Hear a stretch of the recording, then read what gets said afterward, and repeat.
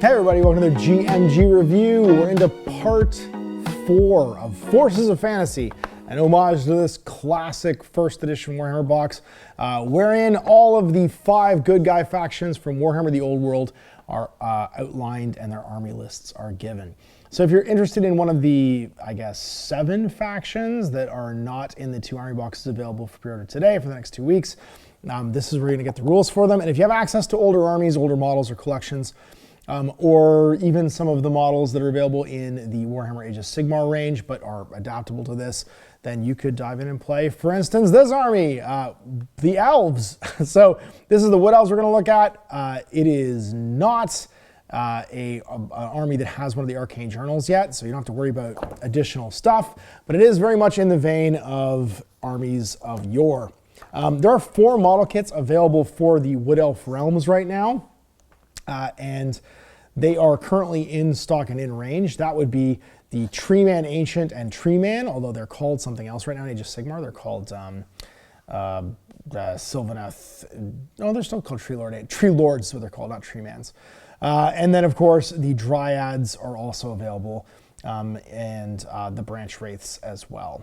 So what do we got here? Well, the goal from this review is I want to give you guys all the basing requirements for this edition of the game. If you do have access to older miniatures, it means you can acquire bases and start basing your stuff now, or you can make what's available miniature-wise, or if you can scrounge basically in the aftermarket to build an army with, you'd be able to use those right bases. And just to inform you as to what the army list looks like, so you can plan future things.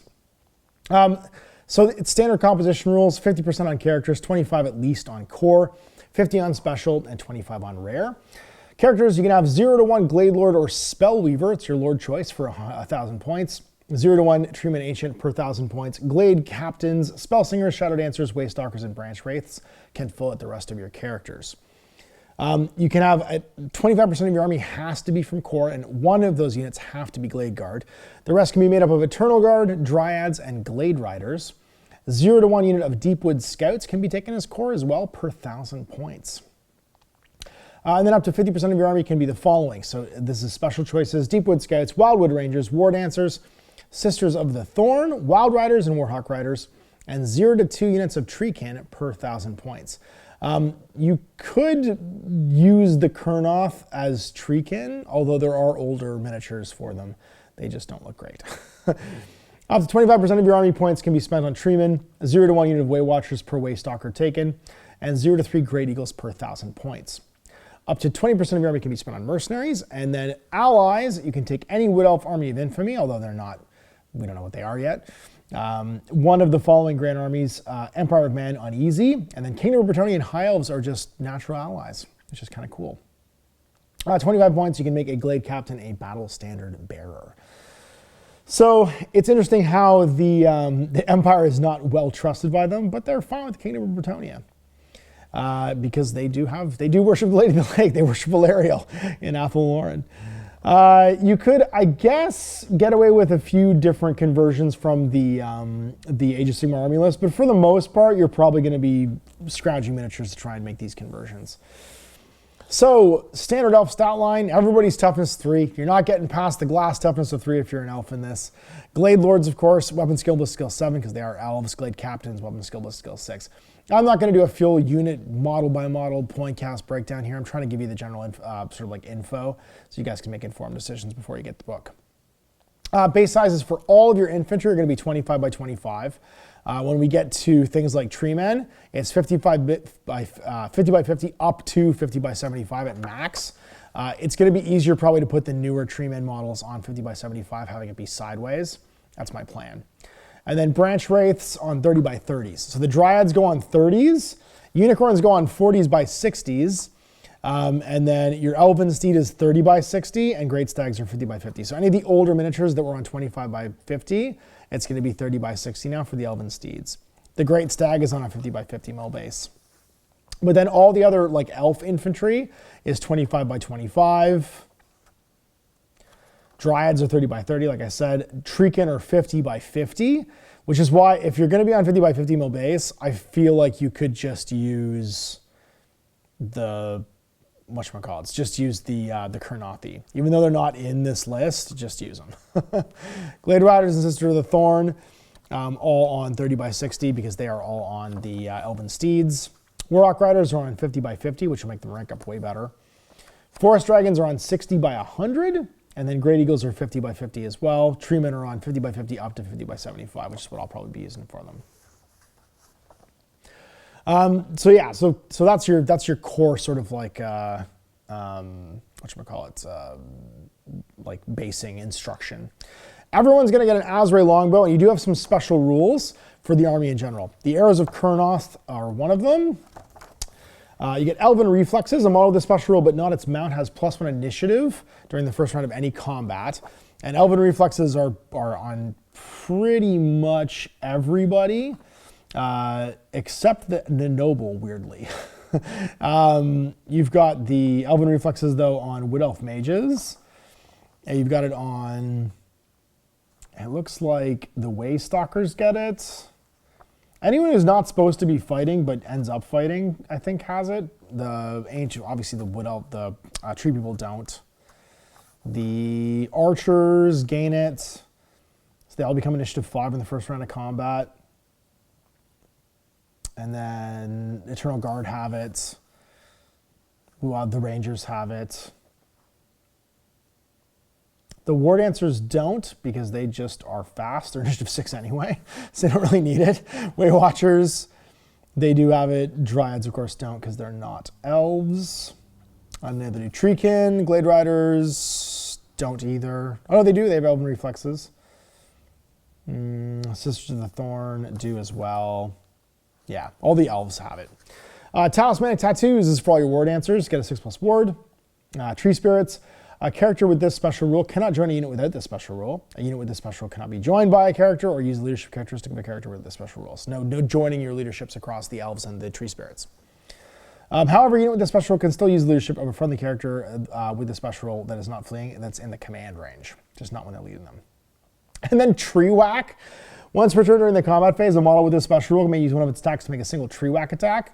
To make a Tree Whack attack, nominate a single model with an enemy unit that this model is engaged with to be the target.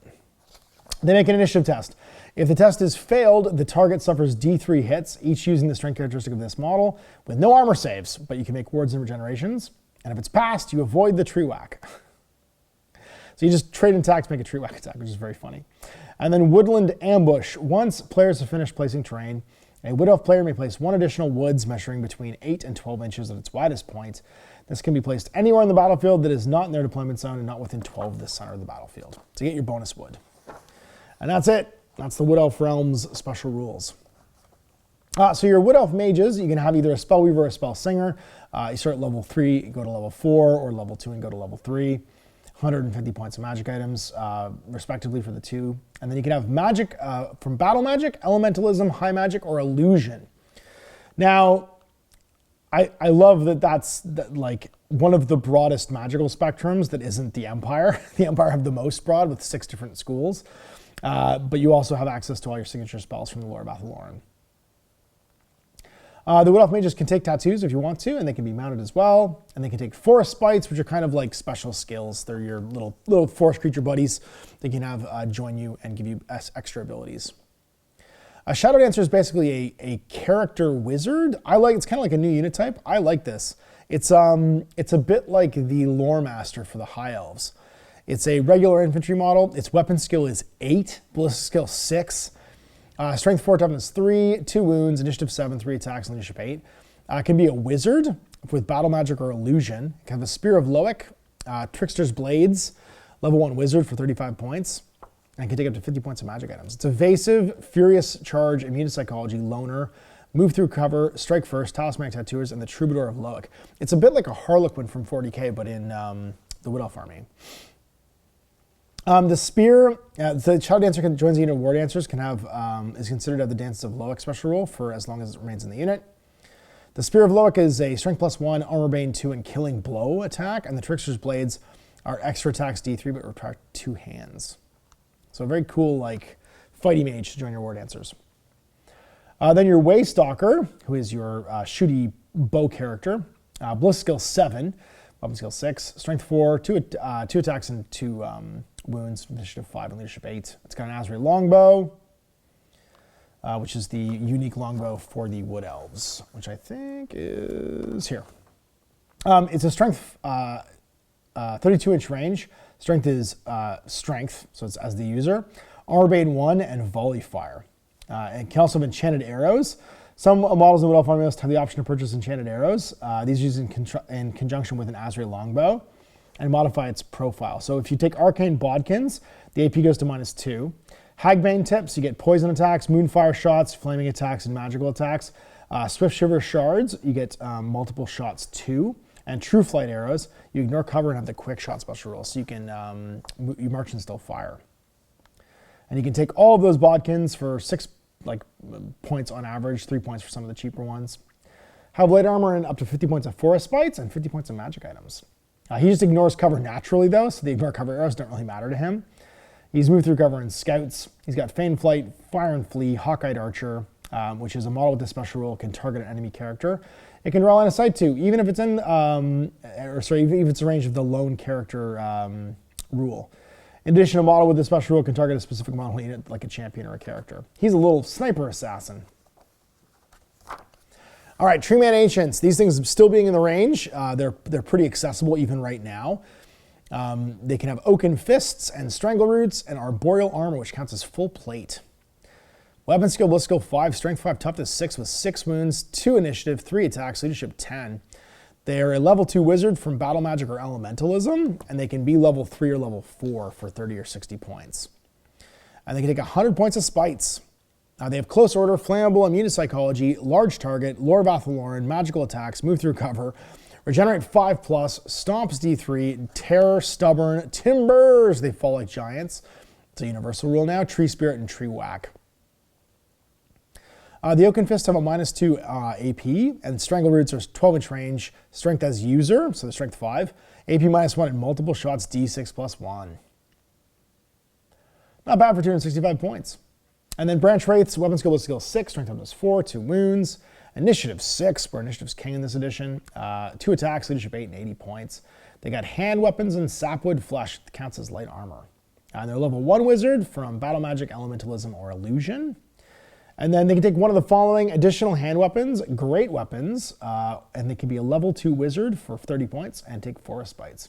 They got fear, flammable, immune to psychology, lore of Athel Loren, magical attacks, move through cover, regenerate 6+, and they are a tree spirit. So lots of options for them. I love that they can take hand weapons and great weapons, which means you could use some of the newer miniatures, like the Branch Witch, to represent it because it's got like a great weapon.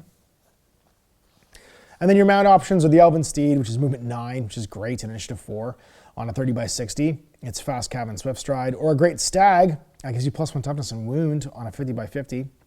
Its Mighty Antlers are Armor Bane 1 and AP 1. And it's got Armored Hide 2, Crown of Antlers, Fear, First Charge, Impact Hits, Move Through Cover, and Stomp. The Elven Steed, Great Stag, Warhawk, and Great Eagle are all available to a Gladelord or Captain, and a Forest Dragon's for a Gladelord only.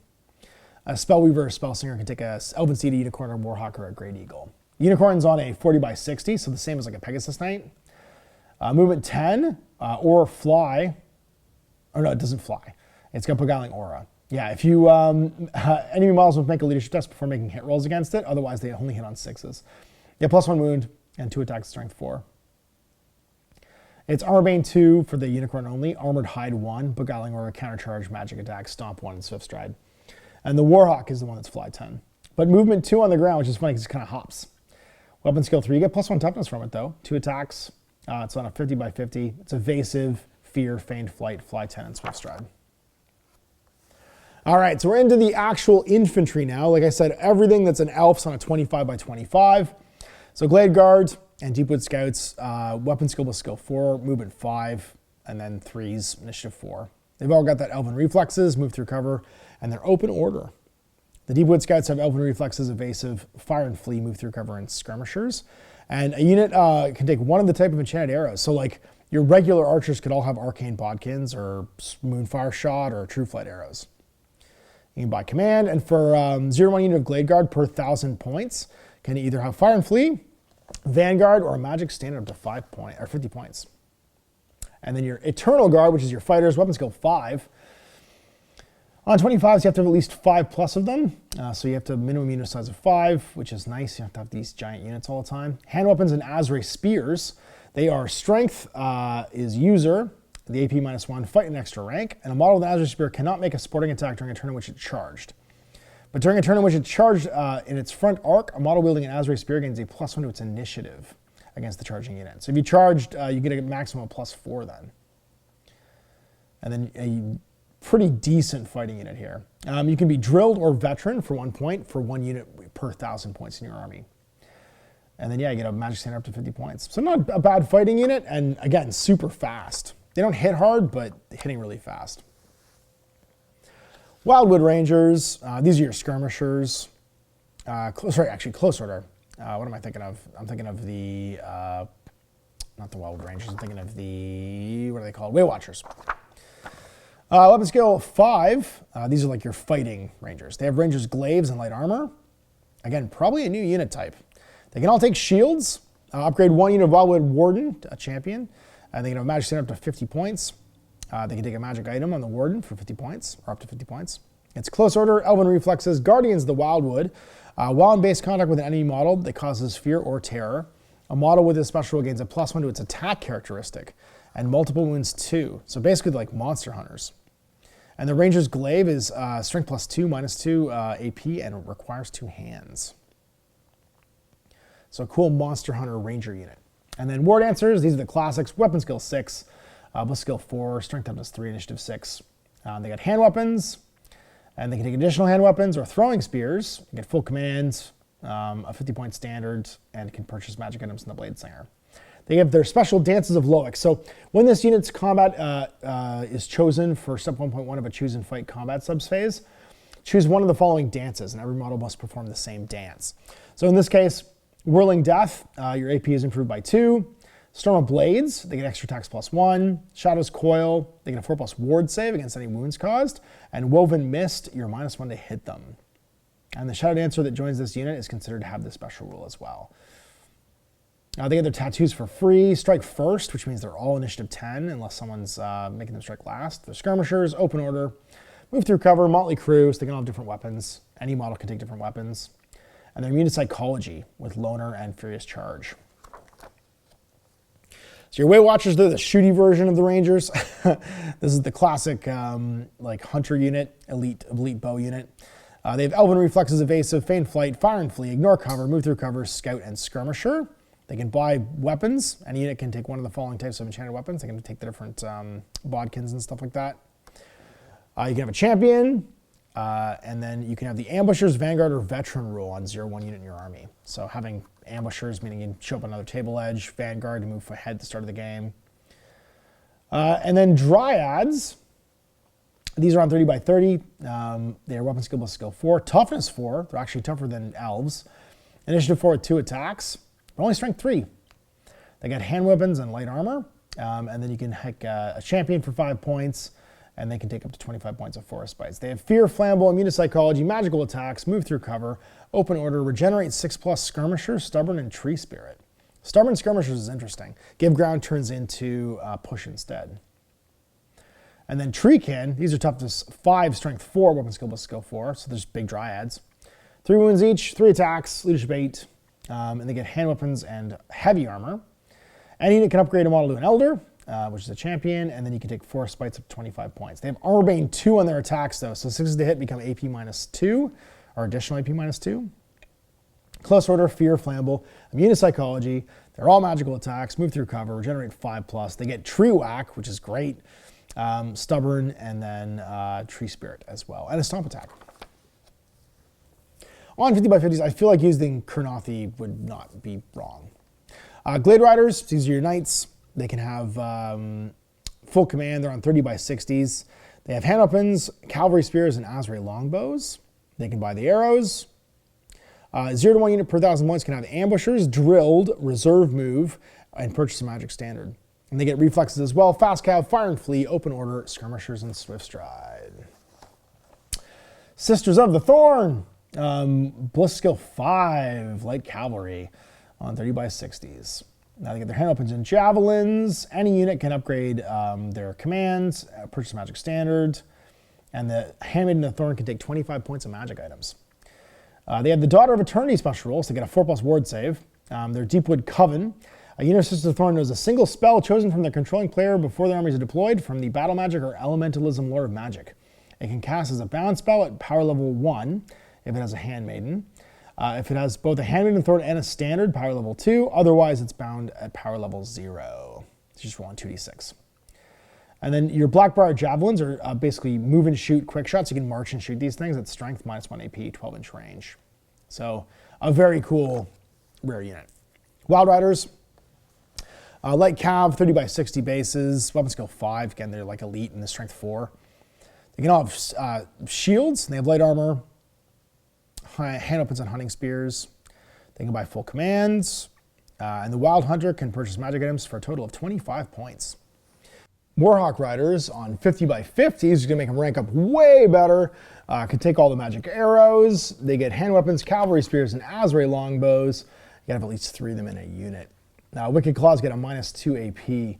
Now, toughness 4 is nice on elves and 2 wounds as well. And they've all got elven reflexes, evasive, fear, feign flight, fire and flee, fly 10, skirmishers, and swift stride.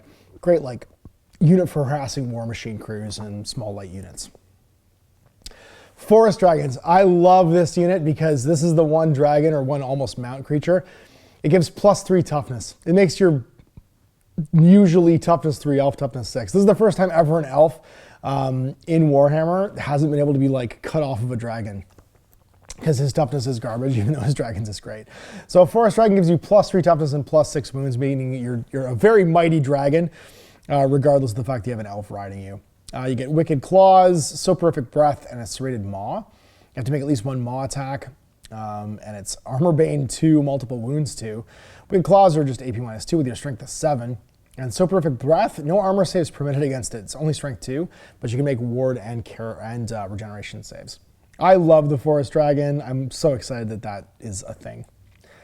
Great Eagles on 50 by 50s. Close Order, Fly 10, Stomp Attacks, and Swift Stride. And you can take them as a mount. And if you do, then they get +1 toughness and +1 wound. And then finally, Treeman on a 50 by 50 to 50 by 75. They're basically the same as the Treeman Ancient, but not wizards. They can take 50 points of spites, though, which are all over here. They get Oaken Fist and Strangle Roots, same as the big guy did. Tree Whack, Timber, Tree Spirit, Terror, Stubborn. Stomp Attacks D3, Move Through Cover, Generate 5+, Immune to Psychology, Flammable, Armor Bane 1, and a large target. They count as full plate armor, and they're just generally nice, beefy, tough monsters for 215 points. For spites, you can take a Blight of Terrors. This model, and any unit that's joined it gains the Terror special rule. A Muster of Malevolence for 40 points. Wood Elf Nobles and Waystalkers only. Any enemy model hit by 1 or more shooting attacks made by this model's Azray Longbow suffers additional D3 Strength 2 hits, each with an AP of Dash. These hits have the Armor Bane 1 special rule. A Befuddlement of Mischiefs. During the combat phase, a single enemy unit that is in base contact with this model suffers a -1 modifier to hit to both its weapon skill and initiative characteristic. And a Murder of Spites. When this model's combat is chosen during step 1 of the combat phase, a single enemy unit it's engaged with suffers D3 Strength 2 hits with an AP of -1. A Lamentation of Despair. Unless this model is fleeing, enemy units that are within 6 of it suffer -1 of their leadership when making Fear, Panic, or Terror tests. An Annoyance of Netlings, you're -1 hit in a challenge. And then Resplendent Luminescence, this model and any unit it's joined has magical attacks for 10 points. I would almost guarantee when this is all done that when this army comes out, one of its armies of infamy is going to be a Forest Spirit army. You get like a Forest Spirit army and you get like an all-elf army. And that's it. Their magic items have some classics. You get the Spirit Twilight. It is a Killing Blow magic attack at strength and then AP -2. When you roll a wound, a roll of 3+ is always a success regardless of target's toughness. What a great weapon. The Blade of Loic. Extra attacks D3, magic attacks, and requires 2 hands. You can reroll any failed to wound rolls with it, though. It's only strength and no AP, though. The Athel Loren, another classic, 32-inch range, uses strength, Armor Bane 1, and magic attacks. It counts as an Azray longbow, so you can use the bodkin arrows with it. The wielder of the bow alone may not make a number of shooting attacks equal to their attack characteristic. And there's no modifier for firing multiple shots. As Yendi's Bane, it's 32-inch range, Armor Bane 1, magic attack, quick shots, you can march and use it. Counts as an Azrael longbow. The wielder's Ayendi's Bane may reroll a single failed to hit roll when making a shooting attack. However, if the reroll also fails, it takes a strength 3 hit with an AP of dash. That's why it's only 10 points. It might actually hit you too. And then magic armor, the Helm of the Hunt may be worn with other armor. The wearer of the Helm of the Hunt improves their armor value by 1 to a maximum of 2+. In addition, the wearer has a +1 modifier to their weapon skill and attack characteristic when they charge. Raelarian's Mantle. It's a suit of light armor. While you're within 6 of a woodland creature, you get a 4+ ward save. And remember, you get to add a woods to the table, so you're always going to have something you can fight around that's going to give you that ward save potentially. Talismans, Murderous Locus. The strength characteristic of this bear's locus cannot be modified by any weapon. However, strength characteristics of any model that is directed at its attacks against the bear in the combat phase cannot be modified by any weapon either. So basically, you're always your natural strength, but your opponent is always their natural strength as well, regardless of their weapons. Glamour Weave for 30 points. Enemy models may make a leadership test before, or must make a leadership test before any to hit rolls against the Glamour Weave during the combat phase. If you fail it, you only hit on 6s. The Banner of the Wildwood. Unit carrying the Banner of the Wildwood gains the Fear special rule. If the unit already had the Fear special rule, it gains the Terror special rule instead. The Banner of the Hunter King. You get the unit carrying the banner gets the Vanguard special rule. The Banner of the Eternal Queen. When calculating the combat result, a unit carrying the Banner of the Eternal Queen can claim an additional bonus of +1 if it's within 6 of a woodland terrain feature. And then Banner of Midsummer's Eve, you ignore cover. Enchanted items, you get your Wraithstone. Unless the bearer of the Wraithstone is fleeing, enemy units suffer a -1 modifier to their leadership characteristic to a minimum of 2 while within 6 of the bearer. And the Hail of Doom arrow, what a classic.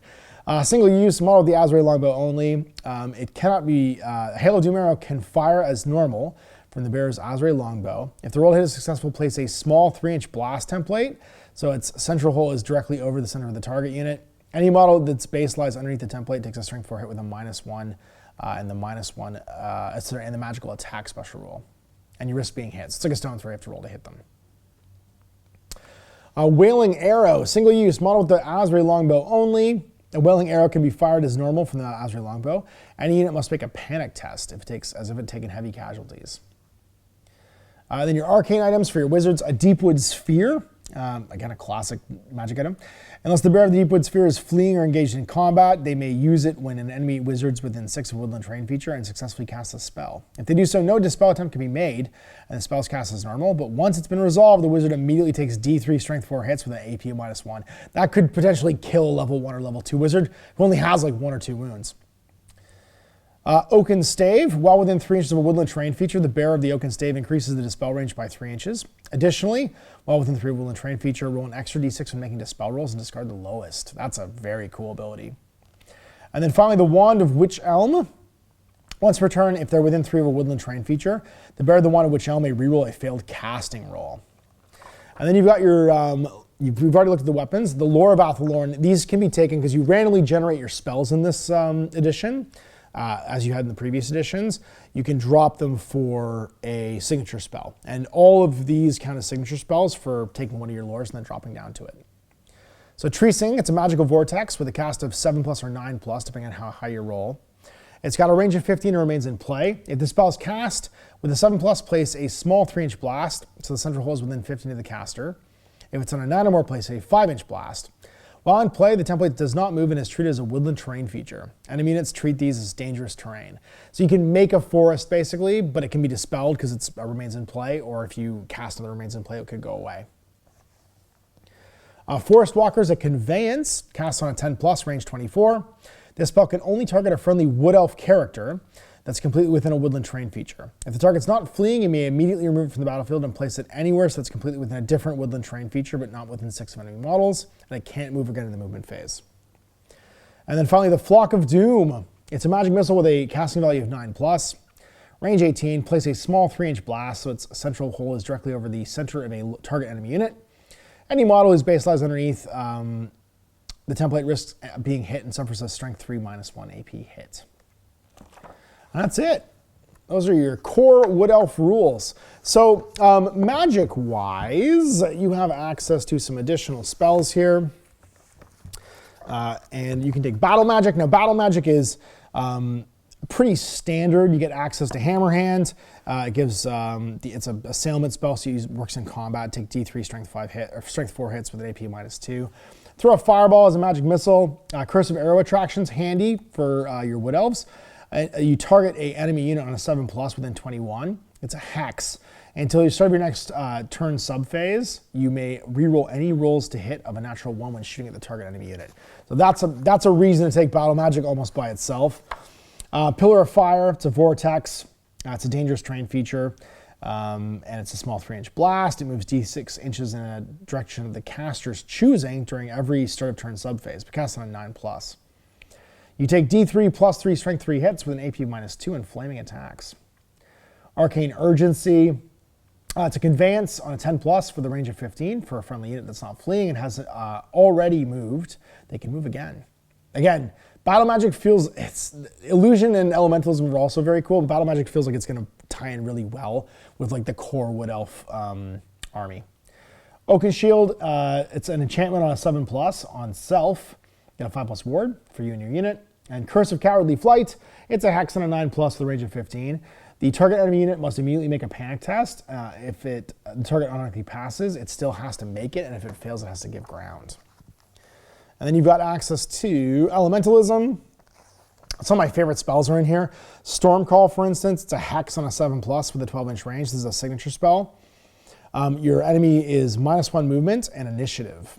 If this spell is cast, the effects of any other hex on the target immediately go away, though. Flaming Sword, it's an assailment in melee. A single enemy the caster engaged with takes D6 strength 1, D6 +1 strength 3 hits with an AP of dash and flaming. Can be really handy against undead. Plague of Rust, -2 to your armor value until the start of the next subphase. The target enemy unit's -2 its armor value. Summon Elemental Spirit. This is a magical vortex, like a smoke cloud almost, but it randomly moves. And it's dangerous terrain. Any unit that it touches, any enemy unit, moving through the template, is D3 +3 strength 4 hits with an AP of -1. My favorite, though, Earthen Rampart, probably useful for your shooting units. They can't march or charge, but they get a 5+ ward save and count as being behind a defended obstacle. Cast on 10, range 15. And then Wind Blast, D3 +3 strength 5 hits and AP -1. It's an 8+ magic missile with a range of 15. And then they must give ground. They get pushed back by it. And then finally, Travel the Mystical Pathway. It's a conveyance spell on a 10+ with a range of 9. If the target friendly unit is not fleeing and is not already moved during this movement phase, you can immediately remove it from the battlefield and place it anywhere within 12 of its original location, not within 6 of the enemy. But you can't move again during the movement phase. And then we have our illusion spells. You get your signature spell, which is Glittering Robe. It's an enchantment on an 8+. Target self. And until you start next turn subphase, enemy units suffer a -1 to any rolls to hit made against the caster or any unit they've joined. It gets rid of other hexes, though. You got Mind Razor, classic magic missile. It used to be a magic missile, though. It's cast on 7+, range 15 inches. The target enemy unit must immediately make a leadership test, and if it's passed, it suffers D3 strength 3 hits, each with an AP of dash. If, however, the test is failed, it suffers D3 +3 strength 4 hits with an AP of -3. A Shimmering Dragon, it's a conveyance on an 8+ with a range of 12. Spell can only target friendly characters. If the target friendly character is not fleeing and is not already moved during the movement phase, it gains 5/10 until the end of the turn. The Column of Crystal, Magical Vortex, it's a 10+ to cast, range of 9 inches. Remains in play, place a 5-inch blast template so the hole is within 9 of the caster. While it's in play, the template does not move and is treated impassable and no line of sight can be put over it. So it's just a giant 5-inch blocking line of sight piece of terrain. Confounding Convocation, it's a hex with a casting value of 9+ and a range of 9 inches. It remains in play, and while the spell's in play, the target enemy unit becomes subject to Stupidity. Finally, we got a Spectral Doppelganger. It's an assailment with a casting value of 9 for in combat. A single enemy unit the caster is engaged with in combat suffers 2d6 hits, resolved using the characteristic and specials of the caster and any weapon they carry. That could be incredibly dangerous. And then finally, Miasma Mirage. It's an 11+ to cast. It's a hex with a range of 15. Until the start of your next start of turn subphase, the target enemy unit suffers -2 its movement characteristic and cannot march or charge. If the spell is cast, the effect of any other hex previously cast on the target unit immediately expires. I think there's lots of like utility and illusion, but Battle Magic really if like you're playing like a mixed Wood Elf list out of the book, is probably your go-to, along with some of your signature spells. And there it is, Wood Elves. So a couple units currently available. Again, you're probably gonna have to hunt down a lot of stuff, but I hope it was useful to hear what your basing options were. If you've got access to some older Wood Elf miniatures, or you can find them obviously online. There's still lots of old Warhammer stock kicking around, and people's old armies too. So big thanks for watching. We'll see you for the final part 5 of the review of Forces of Fantasy with the High Elves. Till then, Ash, happy gaming.